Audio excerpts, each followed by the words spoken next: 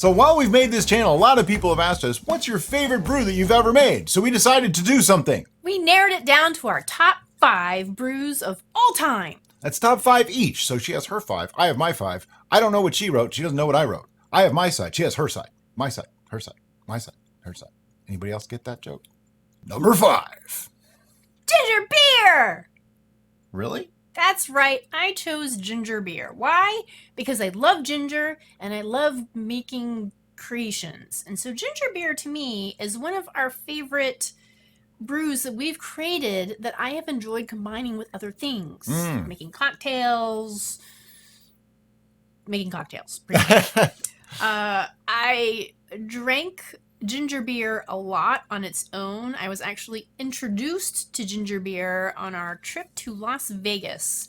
As soon as we got there, I had an incredibly bad stomachache. Here I was surrounded by perhaps the nation's best restaurants available in one small place. We went to a really nice one. And I felt so icky, I didn't want to eat anything. So we went to this really nice Italian restaurant. Our waitress was super awesome. She had this really cool T-Rex necklace. We called her T-Rex. So we just referred to her as T-Rex. We still refer to her as T-Rex. She was super cool. I wish I knew what the restaurant's name was and what her name was so I could refer her because she was awesome. But anyway, she brought her a ginger beer with some bitters in it and cleared her stomach. Boom. My stomach was perfectly fine. Yeah. And so ever since then, I've been a huge fan of ginger beer. And so I did drink the ginger beer all on its own. She drank most of the ginger beer the ginger beer is gone. That's why we don't have any to show you because it's gone. It's all in my belly. Yeah, we actually don't have any of these brews currently. I don't think. Maybe 1 or 2. I mean, I don't know what's on her list, but mine, I don't think I have any of these right now because we just haven't had space to do them. We might have some of these reserved in their 1-year tasting. Oh, so when that comes up, do that. But we can't do that now. Because that would be cheating. What was your number 5? My number 5 was our sparkling spiced cider. Oh. So similar to the ginger beer, but not exactly the same thing. I liked this one just because it was very simple. It was a wonderful flavor of it, and it was a great expression of apple cider. Absolutely. It was just a fantastic expression of apple cider. And it was like a great beginner brew, but that's not why I really liked it. I just liked it because I'm not a big beer guy. But to me, that was like a beer alternative, a beer adjacent thing. Yeah. It was a beer-like substance. I mean, I just liked it. I thought it was really good. It was sweet, but not overly so. Had the sparkling thing going on for it. Which I like that on occasion. And it wasn't super stupid high ABV either. So like you could actually drink a considerable amount of it and not worry. So that was my number 5. I don't have a fancy story to go with it or, a hot waitress with a T-Rex thing on her neck or anything. But I'm sticking to my thing anyway. Number 4. Okay, so as you know, I have issues, right? Don't we all? I mean, honestly, don't we all? And so one of my issues is that I love all of our children equally. So trying to pick just 5 and trying to place them in an arrangement that made sense was incredibly difficult. So I had these weird esoteric reasonings for why this one was 5 and this one was 4 and so forth and so forth. So my number 4 is limoncello. Why? Super easy to make, ridiculously cheater style to make, but incredibly yummy. I drank that stuff far quicker than probably was recommended. Yeah. It's gone. It was gone immediately. I didn't even consider limoncello on this list because I don't see that as, I'm not discounting your number 4, but I don't see it as a brew that we made. But it is, actually. It is just as much as anything else, really, when you get down to it. Sure. And for that, I stayed on that track because I didn't include eggnog, which was super yummy. I didn't include buttered rum, which was super yummy, because I considered those more of a mix of drinks. Right, now, because this was, in essence, a mixed drink, but a mixed drink that then had to age, I allowed it to be in this category of brewing. She didn't let it age, though. It was like 2 weeks old. No, it aged to get the lemon in there. Okay. My number 4 was our blackcurrant black pepper wine. Oh, yeah, that was really good. That one had all the wonderful things about our sweet red wine with blackcurrant that made it richer and deeper with black pepper added, which is something that you'd never think. But there's an interesting story to this one. We were in Rollin' Oats Rollin' is the Oats. name of the store. Yep. And they have like little displays, and there was wine on one of them. And this was when we were big into like, let's go out in the world and see things, obviously before the pandemic happened. So Derica was looking at this one wine, and it said it had notes of black currant and black pepper. And I went, well, then let's make one. And the idea was we're actually going to use black pepper in it, because I don't think they actually used black pepper in it. We did, though. And the black pepper mixed with the elderberry, mixed with the black pepper mixed with the black currant and the regular grape juice was magical. Yeah. I mean, it was just amazing. It was so rich and so just flavorful. It was incredible. So that's why that's my number. That's 4. another one that went quick, and I think again that was my fault as well, because I really enjoy the wines, and this was like our simple wine times Plus. 10,000. Yeah. It was like it became our table wine for a couple months. Yeah. Well, weeks and, while it lasted. And it was gone. We should do that again. We should make a whole big batch. We should. Totally. Number 3. So my number 3 is my favorite train wreck. And the reason why I say that is because I have this underdog syndrome, I guess, where I want to root for the underdog. I'm like, go, you can do your thing. and I want it to succeed. And so when it does succeed, I get super, super excited. And so my number 3 is Klingon blood wine. We put in such a bizarre hodgepodge of ingredients into this thing. I was just like, that's kind of crazy. I don't know if that's going to be something we want to drink. But it came out so good. And I would even venture to say that it came out as a complex wine similar to Brian's number 4 pick, which shockingly I forgot because I really like that one too. But I think that was because Klingon blood wine filled that genre for me. I knew that was going to be in your top 5. Which I love the idea of a capsicum ale, but I've never been a really big fan of the capsicum ales, particularly not as much as Brian is. But the Klingon blood wine is that really deep, rich, dark fruit with the capsicum ale punch plus the coffee punch. So it's just like bam, bam, bam. It's super complex and still incredibly delightful. So that's why I picked it. I don't know how to follow some of your responses here. Mine are sweet red wine. It's just easy, basic. It's one of the oldest brews that I've made, and it never disappoints. No. Every single time, it's awesome. I made some just a few months ago, literally in the bottle, like in the plastic container, 5 minutes. A week later, we were drinking it. It was just, it's so simple, so good. It's like a don't mess with perfection kind of thing. Sure. I have actually made it with wine yeast. I have made it with D47. I never made it with 71B. I made it with D47. I made it with Nottingham. I made it with, oh my God, like 3 or 4 different yeasts. It wasn't as good as using Fleischmann's bread yeast. It's just amazing. So it's one of those, if it ain't broke, don't fix it. It just works. Yeah. And I really don't keep track, but I would venture to say of all the brews we've made, the one that we've replicated the most would be the sweet red wine. Because it's just so good and so simple, like Brian said. So done. If I have to reach for, if I choose to reach for a red wine to have with a meal, that's the one I go for. Like every time. Just because it's the most easily accessible, easily palatable to everything. So that's why it's my number 3. Number 2. So this one goes out to my favorite pitbull, the Franklin Mojito Kill You. Woo! Okay. I'm surprised it was number 2. I know. I had to, like I said, I struggled over this. I'm like, okay, these are the ones that I really like, but what order do I put them in? I don't know. I struggled with the order more than what was on the list. I don't know. I know I drank the limoncello really fast, but I think it is possible that I drank the Mojito Kill You even faster. I don't really recall. I think there was less of the limoncello made. Yeah, we didn't make a lot of limoncello. Just like 3/4 of a bottle. I think time frame perhaps. But it was a lot stronger. I drank, yes, but I am Derica, and Derica doesn't take these things. If you put a liquid in front of her, she's drinking it. It doesn't matter if it's 180 proof or 8 proof. She's drinking it just as fast. It's bad. Don't. Okay, so yeah, the Mojito Kill You ticked all the happy boxes for me. It was minty. It was refreshing. It was sweet. It was effervescent. It was simple. It was It was originated in, good. it was good, but it originated in like my happy place because my Danish heritage. I have these fantasies It's Finnish. of that region of the Close. world. I'm going to accept them into my life as well.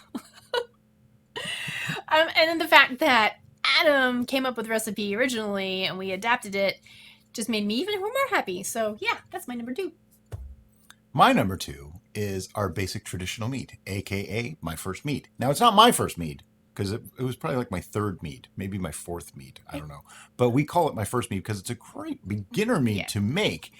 And it's the simplest mead to make ever. It's my version of the jam, Jaomm, because I've never actually made that. But it's so easy. It's really good after like a month to a month and a half, and it only gets better in time. Like if any of it ever lasted more than 3 months, it would be amazing. But I love that one because it's a basic, true expression of what a mead is meant to be. It's sweet, but it's not overly sweet. It's got complexity of flavor and it's got depth of flavor. And that's probably the mead we've made most often. Of all the meads, we've made that one the most often. And the red wine is the wine we've made most often. Yeah. Whenever we do a tester where we're trying to test different products of things, it's always the traditional. Yeah. Yeah. And it just works super, super well for that. So, you guys ready? Because it's time for number 1. Okay, so I had to dig into sentimentality for choosing which one of these was going to be my number 1. And wait a minute. Can I try to guess? Sure. I actually don't know. I already give you a clue on sentimentality. Okay, if it's sentimental, then it could be the sweet red wine. Nope. But it could be Viking Blood too. It could be. But which version? I'm going to say it's probably Viking Blood 2 or Viking Blood 2020. Viking Blood 2020! Where we took it up a notch. That was my announcer voice. Not nearly as cool as Brian's announcer voice. Mine's fake. That's all right. I rent it on Fridays and return it on Mondays. My numero uno is Viking Blood 2020 because Viking Blood, the original version, is what made this channel happen. We were pretty much at a point where we were done. We give up. We're like, what are we doing? We did give up for almost a month. It's just we're just Nimrods or whatever. You I don't think I ever creative used that types tend to be their worst enemy, and we're both creative types, so I'm not creative at all. I don't know what she's talking about. There you go. But Viking Blood just became its own person and just exploded without us even paying attention to it. And it was just like, what is this? Where did that come from? Oh, wow. And so we were really excited, and it got us spurred, it got us creative, it got us going again. And so we put all our time and effort into it, and then the pandemic happened, and so we put literally our time and effort into our channels and City Steading and everything. Yeah, this wasn't even a full-time job for us. Yeah. Like a year ago. But then we had that original Viking Blood video, which at the point of us putting all our time and energy and resources into it became kind of cringeworthy for us. Yeah. Me especially. We're just like, oh, ow, oh. And so we kept trying to reinvent it, and VB2 was good.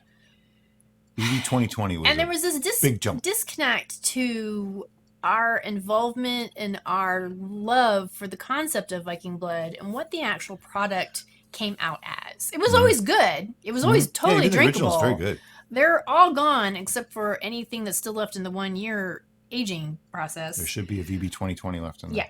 Yeah. But it just wasn't as good as we wanted it to be based on the success of that original video.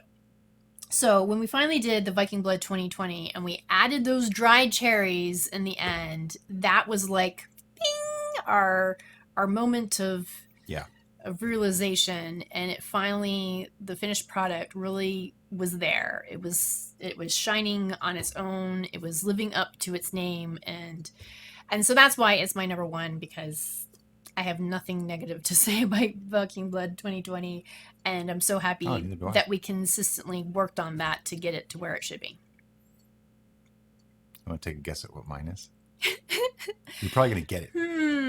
Is it a methiglen? I don't know. What's your guess? I need your final answer. There's no hints. Methiglen. What methiglen? We've made a few. Which one? I don't remember all the names. The simple methiglen. I don't know. What was the spiced methiglen? That one. Spiced methiglen is my favorite. Yeah. Basically, when I drank it on camera, my eyes rolled back in my head. That's usually a good symbol that I really like this. It's, in my opinion, the perfect mead. It's just perfect. I don't need to drink it with food, but I can.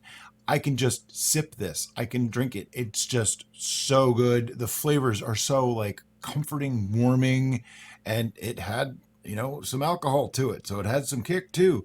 It's just such an amazing mead. And so many people that have made it have said essentially the same thing. But I like it because it wasn't really a recipe that I did on my own. I thought this was a really cool thing. We got input from other members of the VIP, from our admins. Paul and Adam helped tremendously with amounts and what to put in and this and that. And it just really all came together in the end. And I looked at it and I went, like the recipe before we did it, and I went, this could work. Like this should be awesome. This should really be an amazing mead. And what was it? 6 weeks into it, we drank it. It was incredible. It was our first 10 ever. Yeah. And we both gave it a 10. Yes. I'm sorry that Viking Blood 2020 wasn't even in my top 5. I think it's really interesting I thought about how none of us picked anything that was yeah. in any other's list. Not at all. And I think that's a testament not only to our different preferences, but how much we actually really love all of our brews. Because everything Brian had on his list, I would be more than happy to drink, and I probably did, and that's probably why they don't exist anymore. And I would drink everything on your list. There was nothing. The Killu wasn't really my thing, but yeah, it was still good. The limoncello, I didn't like limoncello, but I liked that one. I thought that was great. Now, I did a second part to my list because I felt like 5 wasn't really enough. So I have some also rans or runners up. Now, these are not in any specific order, but what I did is I went through and I picked out all the brews that were my favorites, and then I picked my top 5. I put them in order, and these were the ones that didn't quite make the top 5 list. But let me go through them real quick. Ginger beer. So there's the crossover. Viking Blood 2020, pomegranate mead. The only one with the lime leaves that was good, and it was so good. It was incredibly good. Yeah. I drank the heck out of that one when we had it. I loved it. I thought it was fantastic, but it wasn't quite top 5 material. And banana wine. One of my favorites. She still thinks it's weird, but I loved it. It tastes good, but it's really weird. I just thought it was so awesome. So there was one that I was like, will this make it? Wait, I only got 5. What? And that was our Craisin. The thing about the Craisin mead, was it Craisin wine? No, it's Craisin mead. Mm-hmm. The thing about our Craisin mead is that's the second time we made it. The first time we made it, I don't know what was different, but it worked much better. It tasted better. It fermented out better. Everything about it worked better. So maybe I need to rinse the Craisins more. I don't really know, but I don't know. But another interesting thing on that is that it was perfect right when it was done. But the longer it aged, the weaker and kind of bleh it got. Yeah. Another shout out that I wanted to put on my list, but I'm like, wait, we didn't actually brew that. But it's one of my favorite things that we've drank on air and shared with you. I know it is. Two Warriors Blueberry Lemon Pie. Yeah, I saw this coming. Yeah, she loves that one. It is really good stuff. It is the best, by far, commercial mead that I've drank. So thank you guys. And they sent me a new bottle in our lettuce batch. So I'm super excited. And yes, I've already opened it and started drinking it again. It's in the refrigerator. All right. So, you know what I'd love to know? What is your favorite brews that we've made on our channel? Let me know in the comments below. I'm actually really curious to see, like, those of you that have made more than a couple of them, what are your favorites? Give me, the top 1 or 2 or 5, whatever you want to do. I'm just really curious because I'd love to see that, because we might have to do like a revisit this and go through with like, these are statistically the top 5 that all of our audience members like or something. And I think that'd be awesome. We could even take that a step further, because we've revamped Viking Blood multiple times till we got to the pinnacle of Viking Blood. If there's something other than that you guys like, we could try to bump it up a notch. That's an awesome idea. But anyway, if you like this video, look up. There's another one up there. You might like that one too.